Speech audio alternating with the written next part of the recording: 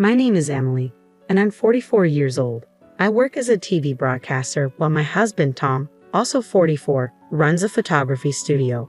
We began dating in high school and tied the knot at 26. Being each other's first love felt natural, as if fate had guided us together without ever considering anyone else. When I was 25, I tragically lost my parents in an accident.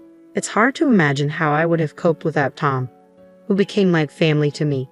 After we got married, Tom moved into the house my parents had left me.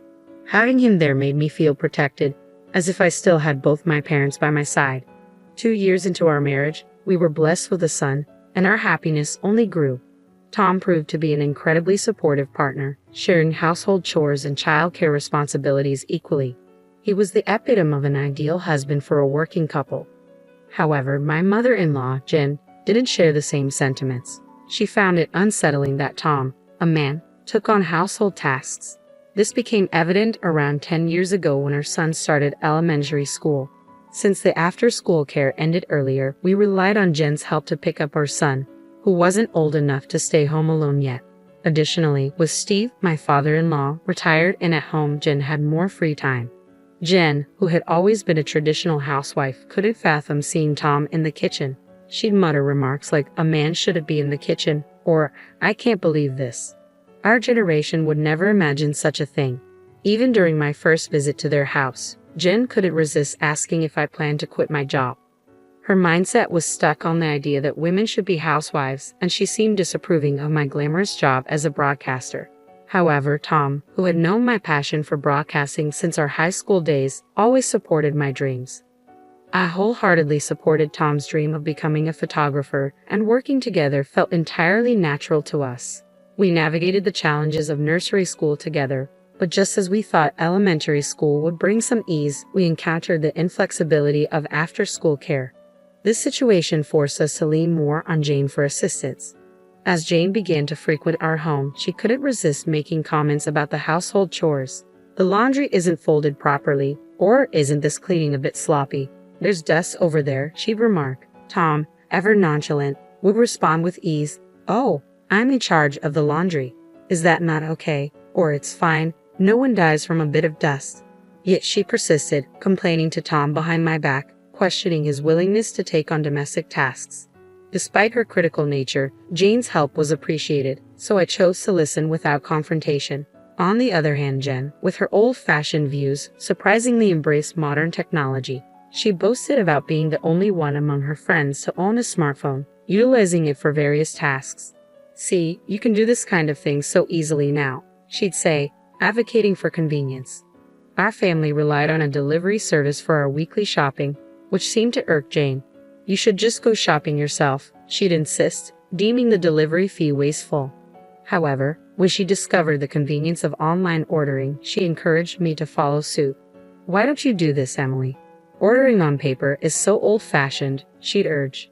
During Jane's late-night stays, as Tom and I prepared dinner, she'd excuse herself, citing the need to return home for Steve's meal.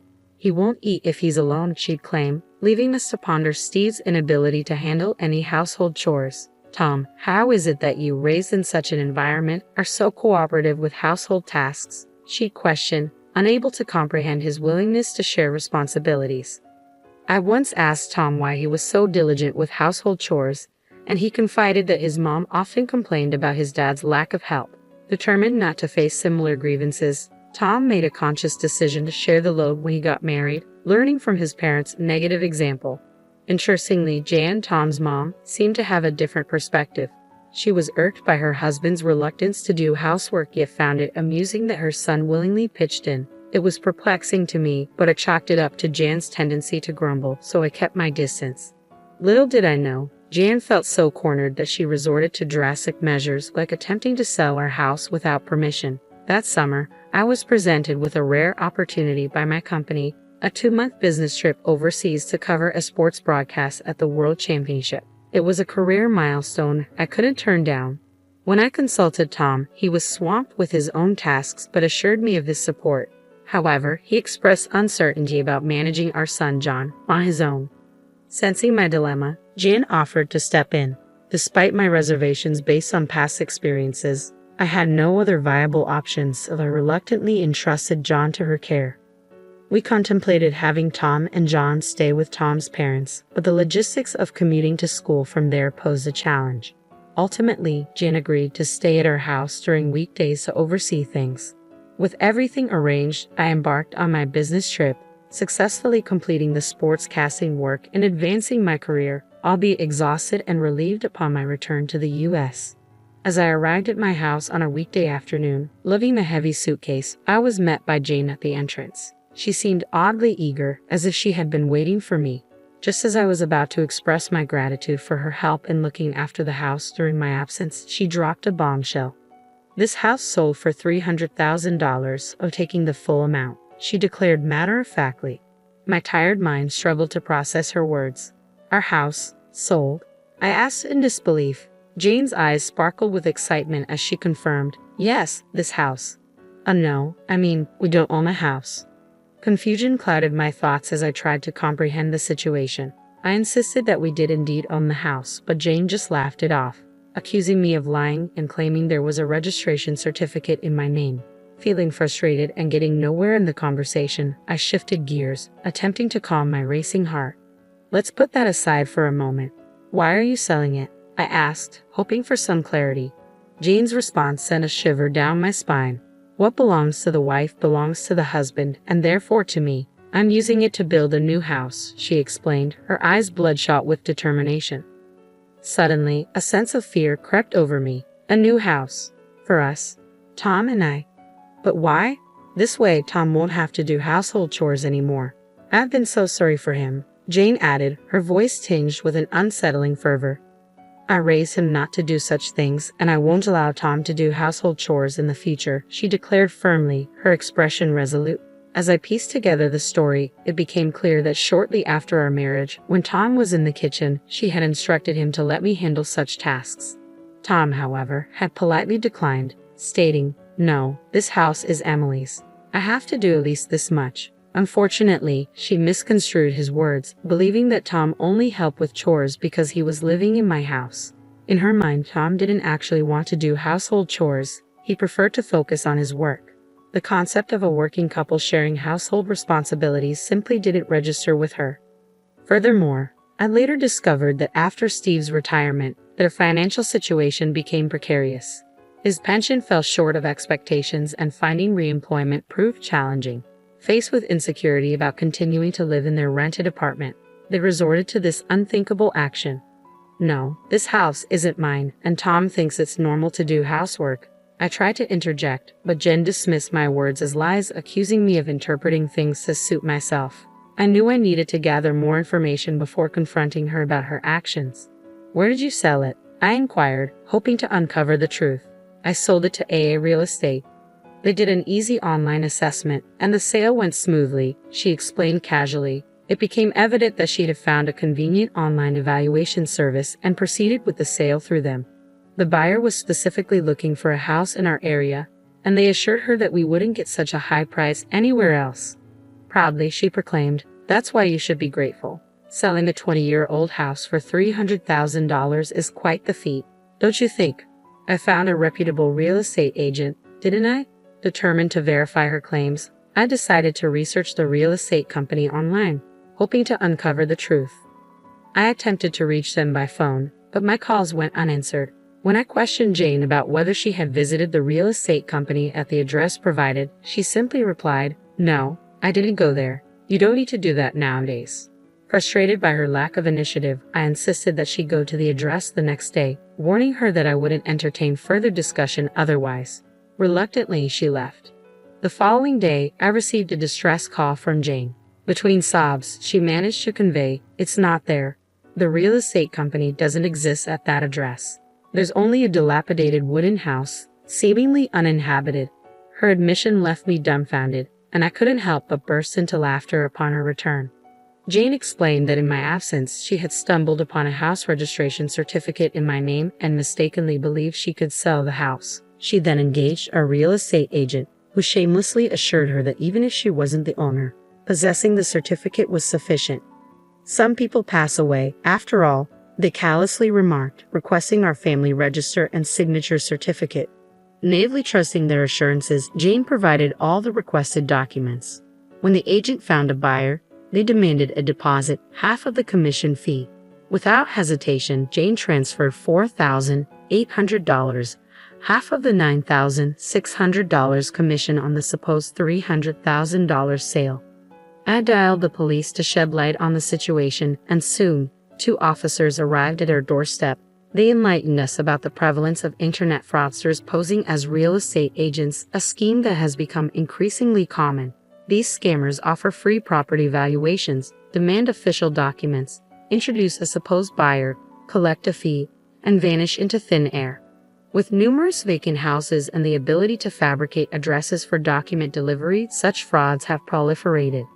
The officers delved into the matter, questioning Jane, who trembled under their scrutiny. "Let me clarify," one officer began. "The house deed you provided belongs to your daughter-in-law, correct?" Jane, realizing the gravity of her actions, faltered, admitting to her mistake. However, her attempt to deflect blame was swiftly countered by the officer's incredulous remark about the absurdity of selling someone else's property. Flushed with embarrassment, Jane hastily fabricated an excuse, claiming that I had requested the house to be appraised for sale. Turning to me for confirmation, the officer seemed to sense the truth in my denial.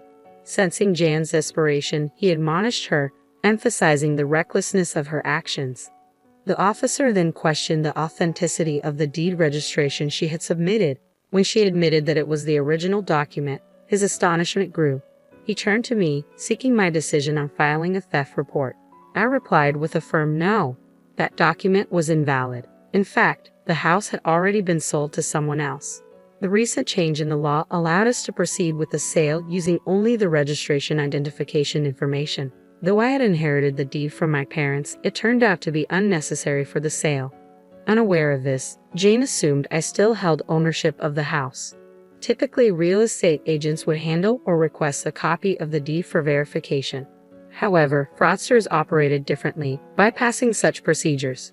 In her embarrassment, Jane shot me a resentful look and muttered about the curse of selling one's parents' home, attributing it to people in flashy jobs.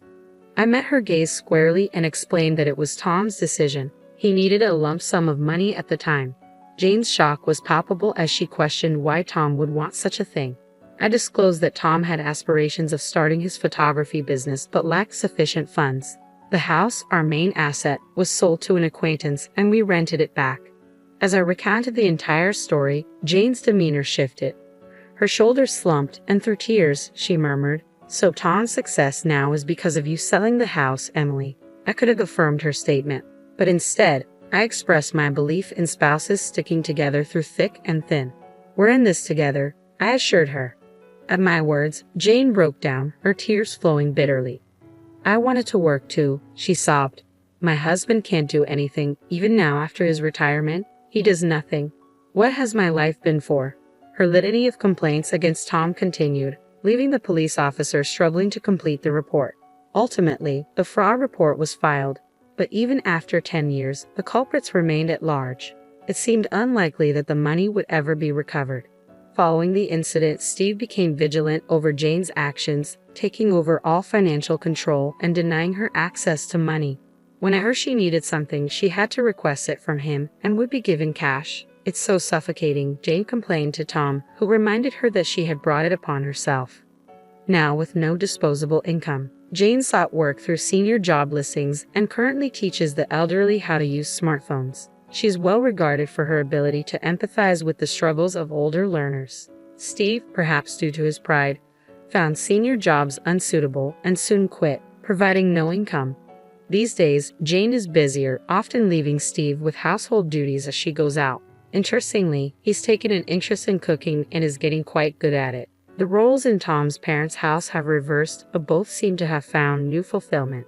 As for me, after my overseas business trip, I successfully climbed the career ladder and now anchor the evening news. Tom's photography studio is thriving. And we've managed to save enough to consider buying back and renovating the family home. We're grateful to our acquaintance for allowing us to keep the house despite the outrageous incident. It worked out well for Tom's parents in the end. Our son is turning 17 and approaching adulthood, so I shared this story with him as a cautionary tale about internet fraud. However, to preserve his grandparents' dignity, I've kept the part about them trying to sell our house a secret.